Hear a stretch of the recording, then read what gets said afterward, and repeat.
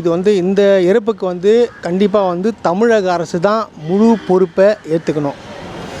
இது வந்து அது கண்டிப்பாக வந்து இது வந்து எவ்வளோ நல்லது செஞ்சுருக்கிறாங்க. இருந்தாலும் இந்த ஒரு மிகப்பெரிய ஒரு தப்பை வந்து கண்டிப்பாக வந்து அவங்க தான் சுமக்கணுன்றது எல்லாரோடைய கருத்து, பொதுமக்களோட கருத்து. அதுதான் என்ன விஷயம்னு பார்த்தீங்கன்னா, என்ன கொடுமையான விஷயம்னா, இந்த போலீஸ் ஸ்டேஷன்லேருந்து ஒரு 100 அடி கூட கிடையாது, 100 மீட்ரு 250 மீட்ரு தான் நினைக்கிறேன் டோட்டலாகவே. அங்கேயே சாராயம் காய்ச்சிருக்கான். அப்போ போலீஸ்காரன் என்ன பண்ணுறாங்க? கேள்வி எழுப்புதா இல்லையா சார்? இது மிகப்பெரிய தப்பு இல்லை. அது போலீஸ்காரன் வந்து கண்டிப்பாக தெரியாமல் இருந்திருக்காது, கண்டிப்பாக வந்து நடவடிக்கை எடுத்து உடச்சிருக்கணும். அதுன்ற தப்பு எல்லாத்துலையும் நடக்குது. கள்ளச்சாராயன்றது வந்து நீங்கள் வந்து எல்லா இடத்துலையும் தடுக்க முடியாது. திடீர்னு இன்னொரு இடத்துல சந்தில் போய் காசுவோம், எங்கெங்கேயோ காட்டுக்குள்ளே மலையில் அது பூந்து காசுறது நடந்தா இருக்குது. ஆனால் வந்து இது கண்டிப்பாக வந்து அடக்கி ஆகணும். இப்போ எல்லாமே இறந்துட்டாங்க. சரி, இதுக்கப்புறம் வந்து கண்டிப்பாக தமிழக அரசாங்கத்துக்கிட்டேருந்து கண்டிப்பாக வந்து கட்டாயம் ஒரு நடவடிக்கை கேட்குறேன். இதுக்கப்புறம் வந்து என்ன ஆர்டர் போனால், இதுக்கப்புறம் இந்த கள்ளச்சாராயத்தால் யாராச்சும் இறந்தாங்கன்னா அந்த போலீஸை வந்து கண்டிப்பாக டிஸ்மிஸ் பண்ணுன்றது என்னோடய வேண்டுகோள் மட்டும் இல்லை, பொதுமக்களுடைய வேண்டுகோளும் கூட. இன்னொரு விஷயம் சொல்ல வரேன். இதில் என்னென்னு பார்த்தீங்கன்னா, கள்ளக்குறிச்சியில் அதாவது எல்லாமே பார்த்திங்கன்னா ஒரு ஒரு ஒரு நிபுணர் ஒருத்தர், அதாவது முன்னாள் ஐபிஎஸ் ரவின்றவர் வந்து ஒரு என்ன சொல்லியிருக்காருன்னு பார்த்தீங்கன்னா, இது கண்டிப்பாக வந்து மெத்தனால் வந்து அந்த ஊராட்சி மன்ற தலைவர் அல்லது எம்எல்ஏ அவங்களுக்கு தெரியாமல் வந்து யாருமே உள்ளே எடுத்துகிட்டு வந்திருக்கே முடியாது, சாராயம் காசிருக்கே முடியாது. இதில் ஒரு ஸ்பெஷலான விஷயம் என்னென்னு பார்த்தீங்கன்னா, இந்த எடப்பாடி பழனிசாமின்றவர் வந்து எதிர்க்கட்சி தலைவராக வந்து போராடுறாரு. ஆனால் கள்ளக்குறிச்சி எம்எல்ஏ வந்து ஒரு வார்த்தை கூட கேட்கல. கள்ளக்குறிச்சி எம்எல்ஏ யார்? ஏடிஎம்கே எம்எல்ஏ. அவர் ஒரு வார்த்தைக்கு கேட்கல. அவர் வந்து இதை பற்றி வந்து ஒரு பேட்டி கூட கொடுக்கல. நான் கேட்குறேன், ஒரு எம்எல்ஏக்கு தெரியாமல் அந்த சாராயம் காசுற பேர் கண்ணுக்குட்டி தான் அவர் ஆசையோடு அழைப்பாங்களாம். அவர் வந்து சாராயம் காசுன்ற இப்போ ஒரு சாராயம் காசில் கிட்டத்தட்ட வந்து ஒரு பல வருஷமாக சாராயம் காசுன்னு இருக்கார். அவரை வந்து அந்த எம்எல்ஏ ஏன் இன்னும் கேட்கவே இல்லை? கொஸ்டின் எழுப்பா இல்லையா? எம்எல்ஏ கண்டிப்பாக கேட்கணும். எம்எல்ஏக்கு தெரியாமல் நடந்திருக்காது. கண்டிப்பாக வந்து இதில் எம்எல்ஏவும் கூப்பிட்டு விசாரிக்கணுன்றது வந்து என்னோடய கருத்தை நான் தெரிவிச்சுக்கிறேன். அதுக்கப்புறம் பார்த்திங்கன்னா, எல்லாருமே வராங்க போகிறாங்க. சரி, எல்லாமே அரசியல் தலைவர்லாம் என்ன பண்ணுவாங்க? ஆமாம், அரசாங்கத்து மேலே குற்றம் அந்தமாரி நீங்கள் வந்து இப்போ பண்ண தப்பு, இந்தமாரி நடந்துருக்கக்கூடாது, இந்தமாரி குற்றம் சொல்கிறத விட்டுருணும். ஏன்னா அவங்க ஆட்சியிலையும் பார்த்திங்கன்னா 2020 பார்த்திங்கன்னா 20 பேர் இறந்துருக்காங்க. 2001 ஜெயலலிதா அம்மையார் இருக்கும்போது பார்த்திங்கன்னா 52 பேர் செத்துருக்காங்க. 200 பேர் கண்ணு தெரியாமல் போயிருக்குது. எல்லாருக்கும் தலா 25,000 கொடுத்துருக்காங்க. இப்போது நான் சொல்கிறேன் 2001. இப்போ 2024 வந்து 10 லட்ச ரூபா கொடுத்துருக்குறாங்க. எனக்கு தெரிஞ்சு இந்த கள்ளச்சாராயம் குடித்து செத்துருக்காங்கல்ல, அவங்களுக்கு வந்து இந்த காசை ஏன் கொடுக்கணுன்ற ஒரு கேள்வி வந்து எல்லாருக்கும் எழுப்பலாம். கண்டிப்பாக வந்து கொடுத்துருக்கக்கூடாதுன்றது என்னோடய கருத்து. இருந்தாலும் அந்த குடும்பத்தில் அவருக்காக கொடுக்கல, அவரால் ஒரு குழந்தை பாதிக்கப்பட போகுது. சமுதாயத்தில் அந்த பொண்ணு எப்படி வளரப்போகுதுன்றது தெரியாது. அவங்க பொண்டாட்டி வந்து தனியாக இருக்க போகிறாங்க. அவங்களோட சேஃப்டிக்காக தான் தமிழக அரசாங்கம் வந்து 10 லட்ச ரூபா கொடுத்துருக்குதுன்னு சொல்கிறாங்க. அது என்னதான் இருந்தாலும் அந்த 10 லட்ச ரூபான்றது ஏதாச்சும் ஒரு நல்லதோ, இல்லை வந்து ஏதாச்சும் ஃபயர் ஆக்சிடெண்ட்டில் செத்தாலோ, இல்லை வந்து யாராச்சும் காப்பாற்றி செத்தாலோ, இல்லை ஒரு பெருமையோடு வந்து 10 லட்ச ரூபா போயிருந்தோன்னா அந்த 10 லட்ச ரூபாய்க்கு வேல்யூ இருக்குது. ஏன்னா அந்த 10 லட்ச ரூபான்றது சாதாரண காசு கிடையாது. அது எத்தனை பேர் வந்து ஒரு 1000 ரூபாய் சம்பாதிக்கிறது கஷ்டப்படுறான்றது இது எல்லாருக்குமே தெரியும் இல்லையா? ஸோ அதான் என்னோடய கேள்வி எழுப்பேன். அதுக்கப்புறம் பார்த்தோன்னா எல்லாருமே ஒரு கண்டனம் வைக்கிறாங்க. இந்த மாதிரி வந்து அரசாங்கத்துக்கு நீங்கள் கண்டனம் தெரிவி, இது இங்கே வந்து அரசியல் பண்ணுற நேரம் இல்லை. 36 பேர் இல்லை 49 பேர் செத்துருக்கான். அப்போ என்ன பண்ணணும்? எல்லா கட்சி தலைவரும் எல்லாருமே சேர்ந்து அரசாங்கத்துக்கு செயல்பட்டு வந்து அடுத்த துரித நடவடிக்கை எடுக்கணும். அதை விட்டுட்டு மாற்றி குற்றம் சொல்லிக்கிறது தயவுசெய்து விட்டுருங்க. எடப்பாடி பழனிசாமி வந்து குறை சொல்கிறாரு, அவங்களுக்கு வந்து 25 லட்ச ரூபா தரணும், அப்புறம் பார்த்தீங்கன்னா வந்து அவங்களுக்கு அரசாங்க வேலை கொடுக்கணும். இது அரசாங்க வேலையும் 25 லட்ச ரூபா எதுக்கே கொடுக்கணும்? ஏன் கொடுக்கணுன்ற நீ கொடுத்தீங்களா? இல்லை நீங்கள் வந்து பதவி விலகுனீங்களா? அப்போ உங்கள் அம்மையார் ஆட்சியில் நீ பதவி விலகு தானே? 2018 2 பேர், 2019 4 பேர், 2020 வந்து 11 பேர் செத்துருக்கீங்க. அப்போ அதுக்கு என்ன பதில் சொல்ல போகிறீங்க? அதை நான் என்ன சொல்கிறேன்னா, அப்புறம் வந்து இந்த பிஜேபி அண்ணாமலை வந்து என்னமோ சாராயம் வந்து இவங்களை பார்க்காத மாதிரியும் பேசுனது. 2023 வந்து சாராயம் காசு வந்து பிஜேபி நிர்வாகி அதை மறந்துட்டு ஒரு பேசுகிற. சரி, அதை விட்டுருங்க. இவங்க பிஜேபி ஆள்ற மாநிலம் எந்த மாநிலத்தில் அதிகமாக சாகுறாங்கன்னு பார்த்தீங்கன்னா குஜராத் மாநிலத்தை தான். வருஷத்துக்கு சராசரியாக 350-400 பேர் சாகுறாங்க. கஞ்சாவுடைய தொழிற்சாலை கஞ்சா புழுங்குற இடமே அந்த அங்கேருந்து இங்கே எல்லாத்துக்கும் ட்ரான்ஸ்ஃபர் ஆகுது. எல்லாருக்குமே தெரியும். அது ஏன் நியூஸ்லேயே போட்டு அந்த கிழிக்கிறாங்க. அப்போ அப்படி வந்து ஒரு இது இல்லாத கட்டுப்பாடு இல்லாமல் இருக்குன்னு இதில் ஒரு பெருமையாக பேசுகிறேன். குஜராத் மாரி இருக்கணும். குஜராத் மாரி என்ன இருக்கணும்? மக்களை சாவடிக்கிறீங்களா கள்ளசாரையை வச்சு? நான் கேட்குறேன், ஒயின் ஷாப் மூணுன்னு சொல்கிறீங்களே, எதுக்கு ஒயின் ஷாப் மூடணும்? இந்தமாரி ஒயின் ஷாப் இருக்கும் போதே, அதாவது 12 மணிக்கு முன்னாடி குடிக்கணும்னு ஆசைப்பட்டு அந்த கள்ள சாராயம் வாங்கி குடித்து இத்தனை பேர் ஒருத்தங்க சாவுக்கு போயிட்டு இத்தனை பேர் செத்துருக்குறாங்க. ஒரு வேளை வைன் ஷாப் எல்லாம் க்ளோஸ் ஆச்சுன்னா எத்தனை பேர் சாவான்? கொரோனா டைமில் என்னென்னமோ குடித்தானுங்களே, அந்த லிக்விட் ஏதோ போட்டு குடித்தானுங்க, புதுசாக வர போதையை கண்டுபிடிச்சி குடித்தானுங்க. அதெல்லாம் என்ன, இதெல்லாம் தப்பு இல்லையா? அது எதுவும் எதாமே, அதாவது நான் இது குற்றம் சொல்ல வேண்டிய நேரம் அல்ல.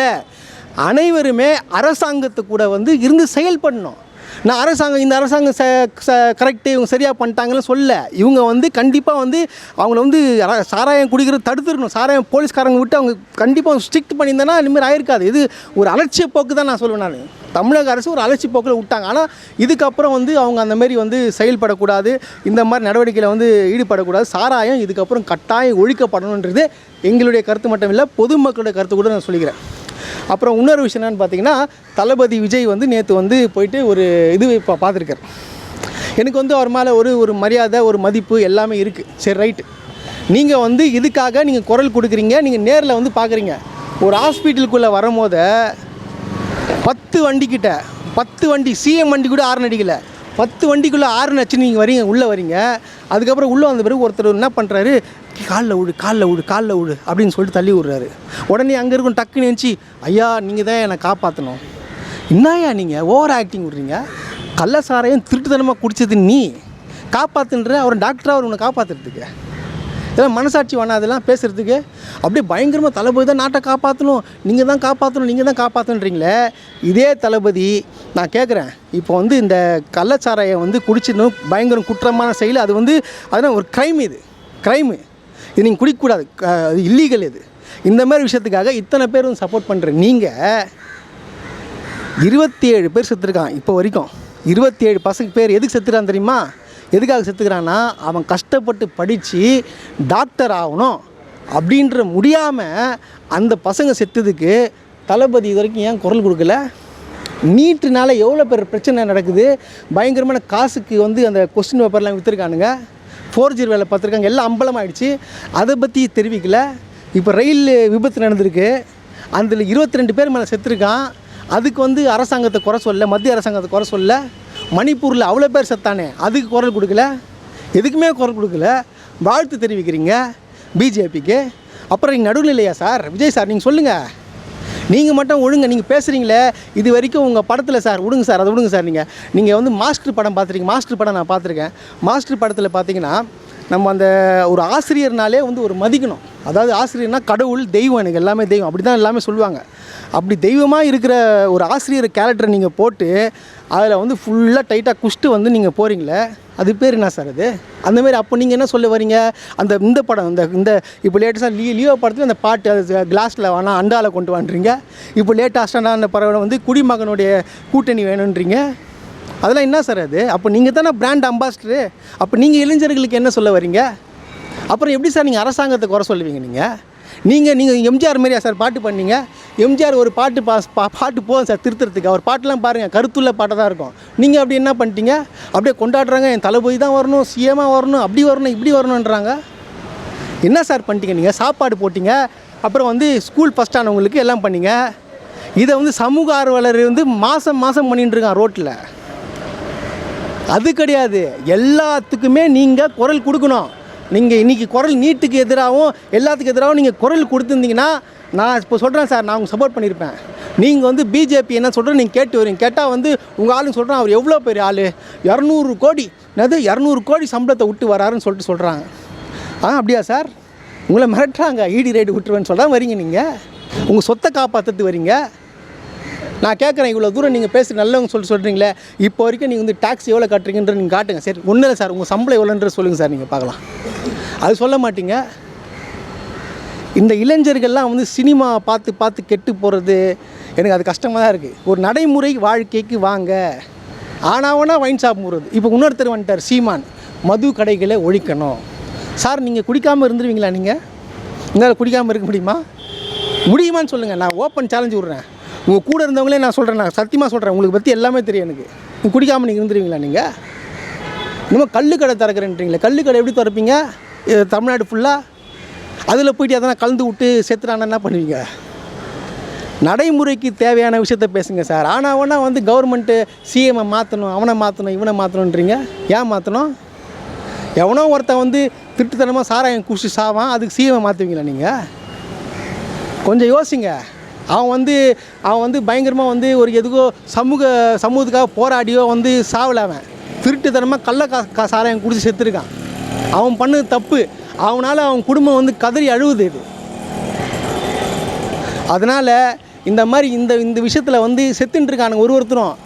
இது வச்சு நீங்கள் அரசியல் பண்ணாமல் தயவு செய்து இந்த மறுபடியும் சொல்கிறேன், அரசாங்கத்து கூட இருந்து எல்லோரும் ஒற்றுமையாக செயல்பட்டு அந்த மக்களுக்கு என்ன தேவை, நெக்ஸ்ட்டு அடுத்த கட்ட நடவடிக்கை என்ன பண்ணணும், சாராயத்தை ஒழிக்கிறதுக்கு என்ன பண்ணணும் அப்படின்னு சொல்லிட்டு வந்து அதுக்கான இதில் போய் பண்ணுங்கள். அதை விட்டு குறையே சொல்லிட்டு இருக்காதீங்க. குறை சொன்னேன்னா ஒன்றும் வேலைக்கு ஆகாது. இது எனக்கு நல்லாவே தெரியுது. இது வந்து ஒரு அரசியல் நாடகம். கரெக்டாக அரசியல், அதாவது எலெக்ஷன் வர டைமில் வந்து இப்படி ஒரு சம்பவத்தை ஏற்படுத்தியிருக்காங்க. எனக்கு ஒரு சின்ன சந்தேகம் வருது. நேற்று வந்து எல்லாருமே ஒரு 5-6 பேர் வந்து அவங்க வந்து மரணிக்கும் போதே ஹாஸ்பிட்டல்லேருந்து ஒரு லீகலாக வந்து ஒரு ப்ரொசீஜராக வந்து இவங்க வந்து கன்ஃபஸ் பண்ணுறதுக்கு முன்னாடி சாராயத்தால் தான் கூடி சேர்த்து சாவறதுக்கு முன்னாடியே வந்து இங்கே வந்து அண்ணாமலை வந்து ட்வீட் போடுறாரு, இந்தமாதிரி சாராயம் குடித்து செத்துட்டானுங்கன்னு. அப்புறம் அதே இதில் வந்து ராமதாஸ் அவர்கள் வந்து அவர் அறிக்கை விடுறாரு, கள்ள சாராயத்தை ஒழிக்கணும், ஏன் இதுமாரி சாவடிக்கிறீங்கன்னு சொல்லிட்டு போடுறாங்க. அப்போ என்ன சார் இது? எதுவுமே அறிவிக்காமல் நீங்களே போடுறீங்கன்னா அப்போ என்ன ஏதோ பிளான் மாதிரி தானே தெரியுது. அதெல்லாம் விடுங்க சார், எது எப்படியோ. இதெல்லாம் வந்து இந்த கள்ள சாராயத்தை வச்சு கேவலமான சீப்பான அரசியலை பண்ணுறதை விட்டு எல்லாரும் ஒற்றுமையாக நின்று தயவு செய்து வந்து இதில் வந்து அரசியல் பண்ணாமல் அவங்கள நெக்ஸ்ட்டு வழி என்ன பண்ணணுமோ அதை தயவுசெய்து நீங்கள் பண்ணுங்கள்.